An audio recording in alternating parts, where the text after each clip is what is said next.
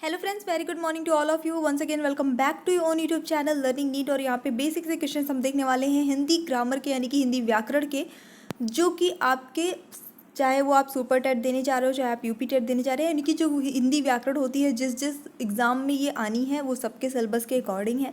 तो चलिए स्टार्ट करेंगे सेशन। और इसके साथ ही मैं कुछ चीज़ें इन्फॉर्म कर देना चाहती हूँ, क्योंकि काफ़ी दिन से आप लोगों को लग रहा होगा कि क्लास में क्यों नहीं ले रही हूँ। तो देखिए, अभी मुझे जो है एग्ज़ाम डोज पे जितने वीडियोज़ अवेलेबल थे, वहाँ 100 से भी ज़्यादा 150 के करीब वीडियोज़ अवेलेबल थे, और उसको मुझे यहाँ पे शिफ्ट करना था। अब वो वीडियो अगर मैं एग्ज़ाम जब आपका नज़दीक आ जाएगा तब शिफ्ट करूँगी तो आपका लॉस होगा और कहीं ना कहीं रिवीजन नहीं हो पाएगा, इसलिए अभी मैं उसको कर रही थी।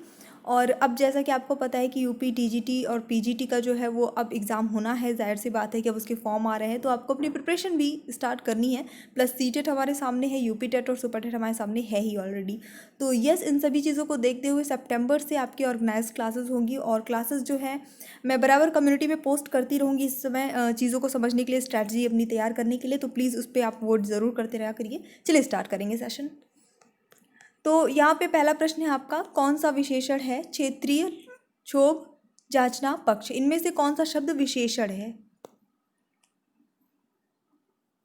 सही उत्तर होता है यहाँ पे आपका ऑप्शन नंबर ए, क्षेत्र से बनता है क्षेत्रीय, ये जो कि एक विशेषण है। द्वितीय विश्व हिंदी सम्मेलन कब और कहाँ संपन्न हुआ?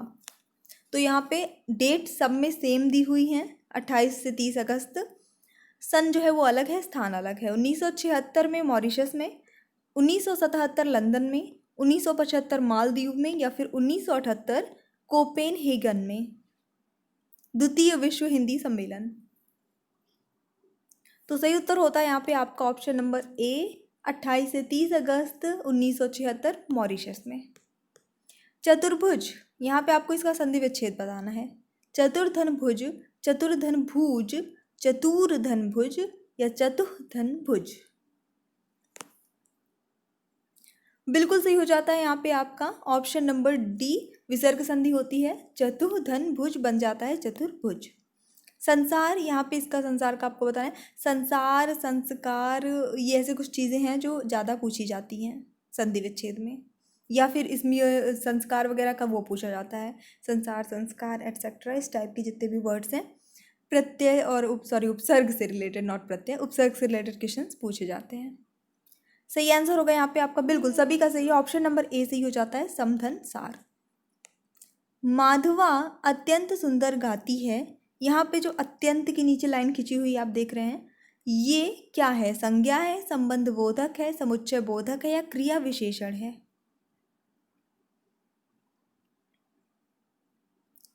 तो यहाँ पे ये जो है अत्यंत, वो क्रिया विशेषण के अंतर्गत आ जाता है। देखिए, माधवा गाती है तो गाना तो क्रिया हो गया। अब माधवा जो है वो सुंदर गाती है, तो सुंदर यहाँ पे विशेषण हो गया कि वो कैसा गाती है, सुंदर गाती है। लेकिन वो कितना सुंदर गाती है? वो अत्यंत सुंदर गाती है, मतलब बहुत ही सुंदर गाती है। तो यहाँ पे आपका अत्यंत जो है वो क्रिया विशेषण के अंतर्गत आ जाता है। चोर ने धन के लिए धारदार हथियार से व्यवसायी की गर्दन धड़ से अलग कर दी। इस वाक्य में किस कारक का प्रयोग नहीं हुआ है? अच्छा प्रश्न है। अपादान, करण, संबंध, अधिकरण। किसी एक कारक का प्रयोग नहीं हुआ है, बाकी तीन कारक का प्रयोग यहाँ पे हुआ है इस लाइन में।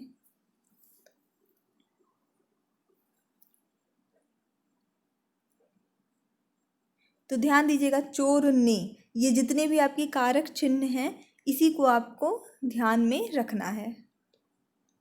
तो आपने याद किया है कारक चिन्ह, कर्ता ने, कर्म को, तो यहाँ पे कर्ता है, देखिए कर्ता ने, चोर ने, है ना। कर्ता ने कर्म को करण से, तो से भी यूज हुआ है, किससे? हथियार से, है ना।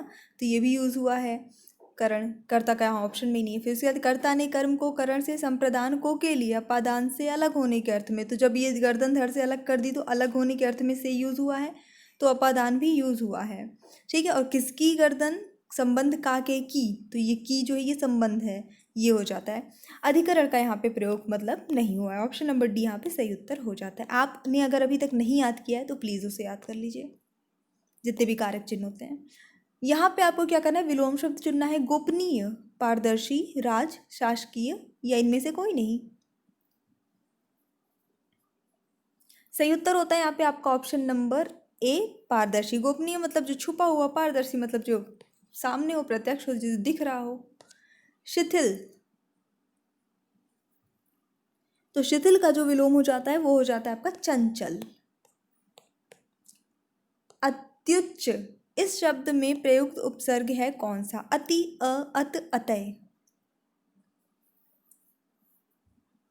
उत्तर सही होता है आपका ऑप्शन नंबर ए, अति। निम्न में से किस शब्द में उर्दू उपसर्ग है? अनुज, अभ्यागत, अपवित्र, बदनाम। तो बद जो होता है वो एक उर्दू उपसर्ग है, तो ऑप्शन नंबर डी यहाँ पे आपका सही हो जाता है। निम्नलिखित में सममात्रिक छंद का कौन सा उदाहरण है? दोहा, सोरठा, चौपाई, ये सभी, यानी कि इनमें से कौन जो है वो सममात्रिक छंद है?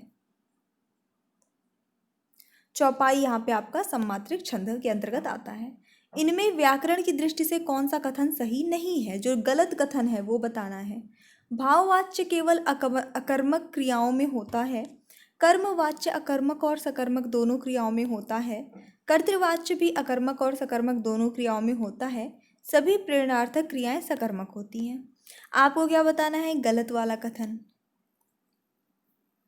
तो यहाँ पे जो आपका ऑप्शन नंबर बी है वो गलत हो जाता है कि कर्मवाच्य अकर्मक और सकर्मक दोनों क्रियाओं में होता है, ये गलत हो जाता है। बाकी के ध्यान दीजिएगा, ये 3 लाइन आप याद कर लीजिए कि सभी प्रेरणार्थक क्रियाएं खासकर ये वाली सकर्मक होती हैं हमेशा। भाववाच्य केवल और केवल अकर्मक में ही बनता है, और कर्तृवाच्य भी अकर्मक और सकर्मक दोनों क्रियाओं में होता है, ये बिल्कुल सही है। यहाँ पे आपको त्रुटि वाले जो है अंश है वाक्य का वो चुनना है। सूर्योदय हुआ और पक्षियों ने चहचहाना शुरू कर दिया। अगर आपको लगता है ये पूरा जो वाक्य है सही है तो आप ये डी वाला चुनिएगा, कोई त्रुटि नहीं।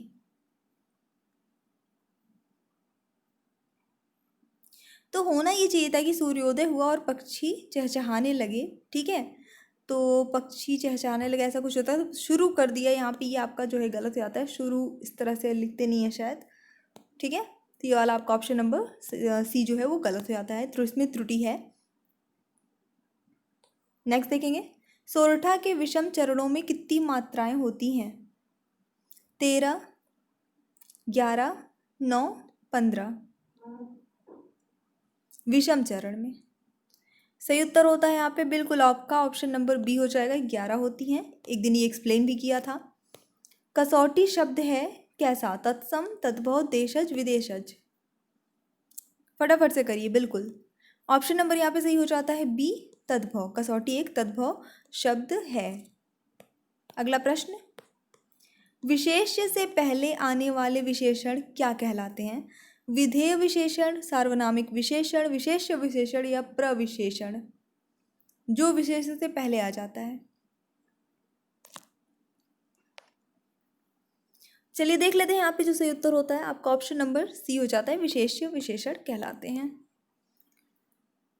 यहाँ पे आपको उचित विकल्प भरना है, अपनी कॉमन सेंस का यूज़ करना है कुल मिला के। और जो आपका मुहावरा और लोकोक्ति वाला चैप्टर है वहाँ से प्रश्न है। 5 लाख की लॉटरी लगते ही उसके क्या तोते उड़ गए, छक्के छूट गए, दिन फिर गए या दिन पक गए? तो जिसकी 5 लाख की लॉटरी लगेगी उसके दिन फिर जाएंगे, मतलब उसका समय थोड़ा बदल जाएगा। तो ऑप्शन नंबर जो है सी यहाँ पे सही हो जाता है। उन्होंने हमें कुछ आवश्यक ब्लैंक दिए थे। आज्ञा, अधिकार, उपदेश, निर्देश।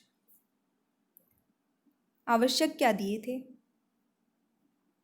सही उत्तर होता है यहाँ पे आपका ऑप्शन नंबर डी, निर्देश।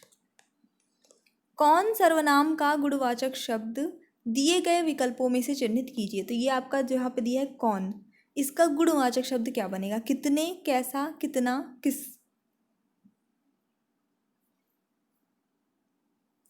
उत्तर यहाँ पे सही होगा कैसा, ये इसका गुणवाचक शब्द जो है हो जाता है।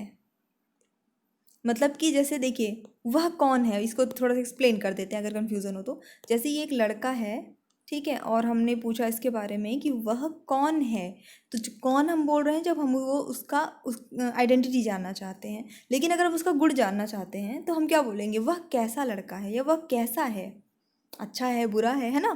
तो गुणवाचक शब्द जब हम किसी भी पर्सन का जानना चाहेंगे तो हम कैसा वर्ड यूज़ करेंगे? तो यहाँ पे आपका ऑप्शन नंबर बी सही हो जाता है। निष्काम का संधि विच्छेद क्या होगा? निस धन काम, नित धन काम, निष्धन काम या निधन काम? ठीक है, सही उत्तर सभी का ऑप्शन नंबर डी हो जाता है, निधन काम। दुरूह किस संधि का उदाहरण है? स्वर संधि, व्यंजन संधि, विसर्ग संधि, गुण संधि।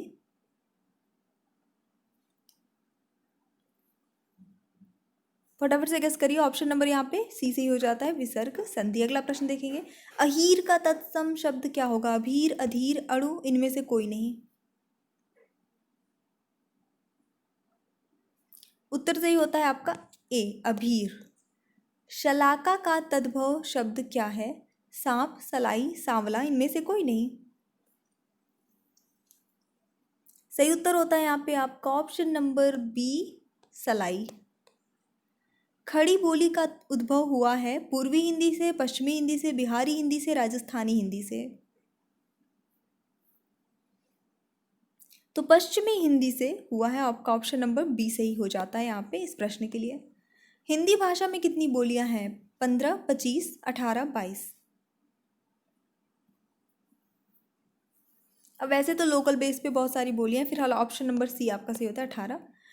डिस्चार्ज पिटिशन, इसके लिए सही परिभाषिक शब्द क्या होगा? मतलब कुल मिला के आपको इसको हिंदी में क्या कहते हैं ये बताना है। एक तरह के शब्द अर्थ है, जैसे इंग्लिश में भी शब्द अर्थ होते हैं ना, वैसे ही। तो सही उत्तर होता है इस प्रश्न के लिए आपका ऑप्शन नंबर ए, उन्मोचन याचिका कहलाता है। चार दिशाओं का समाहार, इसके लिए सामासिक शब्द क्या होगा? चतुर्युग, चतुर्दिक, चतुष्कोण, इनमें से कोई नहीं। चार दिशाओं का समाहार, उत्तर सही होता है आपका ऑप्शन नंबर बी, चतुर्दिक। निम्नलिखित में से किस एक में कर्मधारय समास नहीं है? चंद्रमुख, मृगनयन, दोपहर, नराधम। कर्मधारय समास नहीं है। उत्तर सही होता है यहाँ पे आपका बिल्कुल सभी का सही है, ऑप्शन नंबर सी हो जाता है, दोपहर, क्योंकि ये आपका द्विगु समास है। ठीक है। लोकसभा में मंत्रियों का पागलपन स्पष्ट दिखाई देता है। पागलपन के नीचे जो रेखा खींची है, तो आपको पागलपन शब्द किस कोटि का प्रत्यय है ये बताना है। विदेशज, तत्सम, देशज, तद्भव।